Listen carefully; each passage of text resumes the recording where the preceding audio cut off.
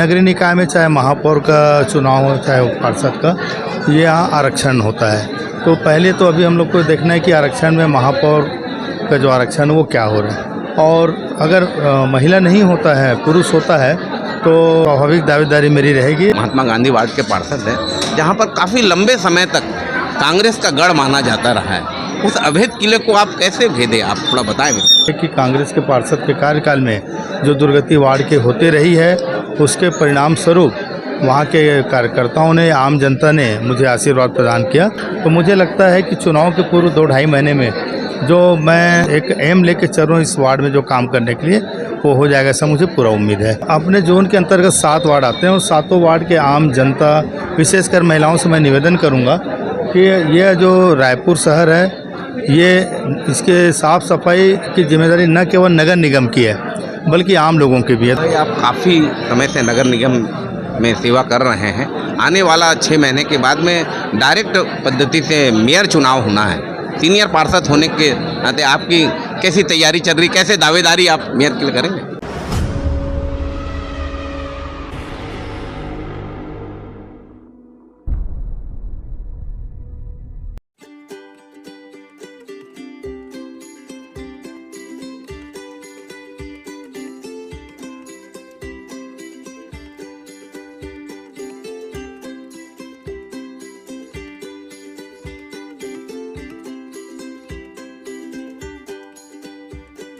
जय जोहार छत्तीसगढ़, आपने देखा था न्यूज़ 72। मैं हूं हरिबंधु नायक। न्यूज़ 72 आज शंकर नगर वार्ड पहुंची हुई है, जोन क्रमांक 3, जहां पर जोन के अध्यक्ष प्रमोद साहू जी हमसे रूबरू हो रहे हैं। हम उनसे जानेंगे ये जन समस्या निवारण शिविर लगी है, उस पर क्या कहेंगे वो।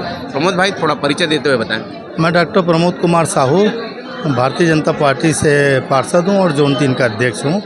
और आप देख रहे हैं कि यहाँ पे पूरे छत्तीसगढ़ प्रदेश में नगरीय निकाय विभाग द्वारा जन समस्या निवारण पखवाड़ा का आयोजन यहाँ किया जा रहा है पूरे प्रदेश भर में, और उसी कड़ी में रायपुर नगर निगम में सभी 10 जोनों में ये शिविर का आयोजन किया जा रहा है। इस कड़ी में जोन 3 के अंतर्गत शंकर नगर वार्ड में आज इस जोन कार्यालय में शिविर का आयोजन किया गया है।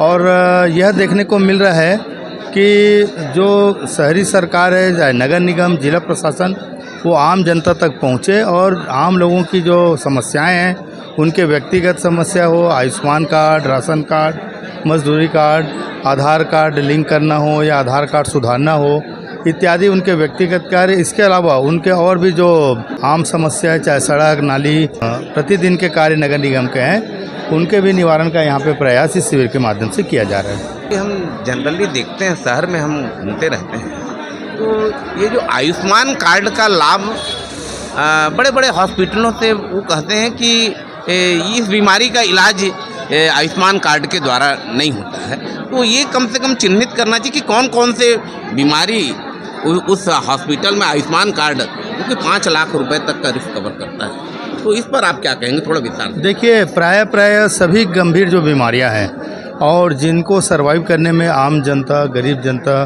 को तकलीफ़ होती है, ये सारे बीमारी आयुष्मान कार्ड में और बाकायदा शासन की ओर से यह सूचीबद्ध है। तो कोई भी ऐसा गंभीर बीमारी नहीं है जो इसके सूची से बाहर। और मैं तो यही आम जनता से अपील करूंगा कि कोई अस्पताल में इलाज के दौरान अगर ऐसी बात आती है तो हम सभी जनप्रतिनिधियों को वो बताएं, हम लोग अस्पतालों में जाके बात करेंगे। और शासन की ओर से आयुष्मान कार्ड को बनाने का उद्देश्य यही है कि सारी गंभीर बीमारियां इसमें कवर हो जाए। जैसे हम महिलाओं को सबसे बड़ी एक उम्र के बाद बच्चेदानी का प्रॉब्लम आता है, और बच्चेदानी वहाँ पर इलाज कराने जाओ तो कहा जाता है हॉस्पिटल कि इस बीमारी का इलाज आयुष्मान कार्ड में नहीं। मेरे ख्याल से ऐसा तो अभी तक मेरे पास कोई आया नहीं प्रकरण, लेकिन ये बच्चेदानी का ऑपरेशन भी आयुष्मान कार्ड कवर करता है। और मैं अपील करूंगा आम लोगों से कि यदि उन्हें इस प्रकार का जवाब कहीं अस्पतालों में मिलता है तो हम लोग को बताएं। वो आप जोन अध्यक्ष के साथ साथ आप वार्ड पार्षद भी हैं, महात्मा गांधी वार्ड के पार्षद हैं, जहाँ पर काफ़ी लंबे समय तक कांग्रेस का गढ़ माना जाता रहा है, उस अवैध किले को आप कैसे भेदे, आप थोड़ा बताएं। देखिए, लगातार वहाँ पे आम चुनाव चाहे लोकसभा के हो चाहे विधानसभा के, उसमें उस वार्ड में लगातार भारतीय जनता पार्टी को लीड मिलती रही है। परंतु नगरीय निकाय चुनाव में कहीं न कहीं थोड़ी सी चूक के कारण से हमारा प्रत्याशी वहाँ नहीं जीत पाता था, परंतु मेरा सौभाग्य है कि पिछले नगर निगम चुनाव में भारतीय जनता पार्टी ने मुझे वहाँ से टिकट दिया और वहाँ के कार्यकर्ताओं ने जो उनकी पीड़ा थी 20, 25, 30 सालों से कि अपना पार्षद नहीं होने का, और उन्होंने वहाँ पे देखा कि कांग्रेस के पार्षद के कार्यकाल में जो दुर्गति वार्ड के होते रही है, उसके परिणाम स्वरूप वहाँ के कार्यकर्ताओं ने, आम जनता ने मुझे आशीर्वाद प्रदान किया। और उसका प्रथम श्रेय मैं भारतीय जनता पार्टी के जो हमारे बूथ लेवल के कार्यकर्ता उस वार्ड के हैं उनको मैं देता हूं, और आम जनता ने भरपूर आशीर्वाद मुझे वहां पे दिया। यही मुझे वहां सेवा करने का मौका दिया। कौन सा अवसर अभी आप नगर निगम में प्रतिनिधित्व कर रहे हैं?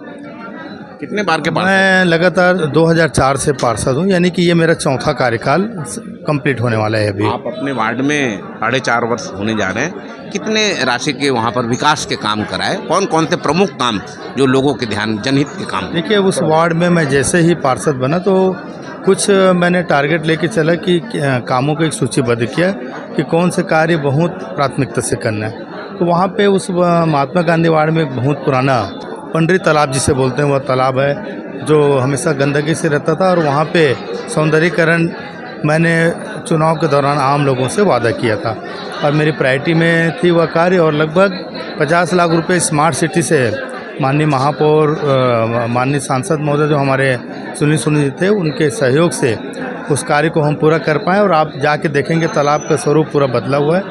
उसके बाद दूसरे में एक खेल मैदान है, प्रगति मैदान। उस प्रगति मैदान को भी हमने वहाँ पे खेल सुविधाएं, जो आम बच्चे हैं, चाहे कोई भी खेल हो, कबड्डी हो, अभी आप वहाँ जाके देखेंगे किक बॉक्सिंग, कराटे, जूडो के वहाँ पे लड़कियाँ, महिलाएं सब आती हैं। तो वहाँ पे खेल सुविधाओं को विकसित करना, फ्लड लाइट लगाएं, वहाँ पे एक चेंजिंग रूम बनाए, एक हॉल बनाए जिम के लिए, ये मेरी प्राथमिकता में थी। और लगभग काम सभी जनप्रतिनिधियों के सहयोग से वह भी कार्य पूर्ण हो रहा है। उसके अलावा जो दुर्गा नगर बस्ती है, चंद्रशेखर नगर बस्ती, कुछ जो स्लम एरिया है जहाँ पे पानी निकासी के लिए नाली की समस्या थी, सड़क की थी, लगभग 70-75% वहाँ के कार्य पूर्ण हो चुके हैं, सड़क नाली के। तो मैंने ऐसा एक प्राथमिकता तय करके उन कार्यों को पूर्ण किया और अभी भी लगभग 20-25% कार्य बचे हुए, जो उसमें से आधे कार्य स्वीकृत हो गए और आधे लगभग स्वीकृति के लिए शासन को गए हुए हैं। तो मुझे लगता है कि चुनाव के पूर्व 2-2.5 महीने में जो मैं एम लेके चल रहा हूँ इस वार्ड में जो काम करने के लिए, वो हो जाएगा, ऐसा मुझे पूरा उम्मीद है। महतारी वंदन और प्रधानमंत्री आवास योजना, ये मोदी जी की गारंटी, इस योजना का लाभ आप अपने क्षेत्र वार्ड वासियों को, कितने लोगों को लाभ पहुँचाया? लगभग 100% जो पेंडिंग थे, और कुछ जो बचे हुए उनके कुछ तकनीकी त्रुटि कारण, जैसे आवास योजना में उनके ज़मीन के पट्टे या तो उनके डेट निकल गए हैं या फिर नवीनीकरण नहीं हो पाए हैं। कुछ लोगों के जो निजी स्वामित्व की भूमि है वो ज़मीन के पेपर B1 रिकॉर्ड में, पटवारी रिकॉर्ड में नहीं चढ़ा है, तो किसी न किसी कारण से रुका है वो। आने वाले समय में उनके भी पूरे आवास योजना के अभी लगभग 50 मकान निर्माणाधीन है, जिनके किसी के तीसरा किस्त, किसी का अंतिम किस्त उन्हें देने के लिए बचा हुआ है। और उसके अलावा महतारी वंदन की आप बात बताएं तो महतारी वंदन हमारे यहाँ लगभग 100% जो जिन लोगों ने आवेदन किए थे उन सबको मिल रहे हैं, और कुछ जो छूट गए हैं बहनें, उन्हें भी जब भी ये सेकेंड फेज़ इसका चालू होगा तो उसमें उनका नाम आ जाएगा। भाई, आप काफ़ी समय से नगर निगम में सेवा कर रहे हैं, आने वाला 6 महीने के बाद में डायरेक्ट पद्धति से मेयर चुनाव होना है। सीनियर पार्षद होने के नाते आपकी कैसी तैयारी चल रही, कैसे दावेदारी आप मेयर के लिए करेंगे? देखिए, नगरीय निकाय में चाहे महापौर का चुनाव हो चाहे पार्षद का, ये यहाँ आरक्षण होता है। तो पहले तो अभी हम लोग को देखना है कि आरक्षण में महापौर का जो आरक्षण वो क्या हो रहा है, और अगर महिला नहीं होता है, पुरुष होता है, तो स्वाभाविक दावेदारी मेरी रहेगी और भारतीय जनता पार्टी के वरिष्ठ नेताओं के पास जाके हम अपनी बात रखेंगे और जैसा पार्टी का निर्णय होगा उसमें हम लोग काम करेंगे। अपने जोन वासियों के लिए कोई विशेष संदेश?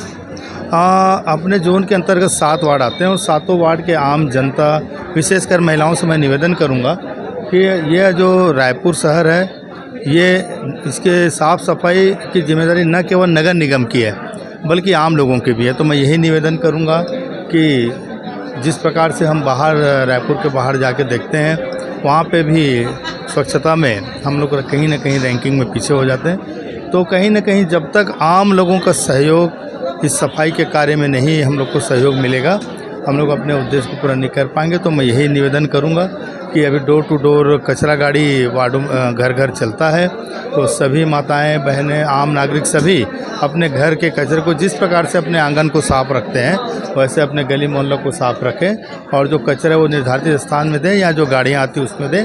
तो निश्चित रूप से आने वाले समय के रैंकिंग में हमारा रायपुर शहर टॉप में आएगा। यही मैं संदेश आम लोगों को दूंगा कि वो स्वच्छता में हमें सहयोग करें।